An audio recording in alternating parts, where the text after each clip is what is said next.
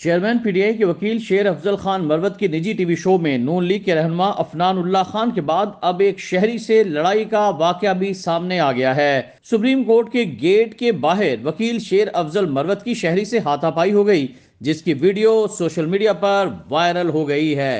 Video में देखा जा सकता है कि शलवार कमीज में मलबूस एक शख्स वकील शेर अफजल मरवत के साथ गुत्थम घुत्ता है और शहरी को शेर अफजल के अलावा एक और शख्स और साथ खड़ा एक वकील भी थप्पड़ और लाते मार रहा है।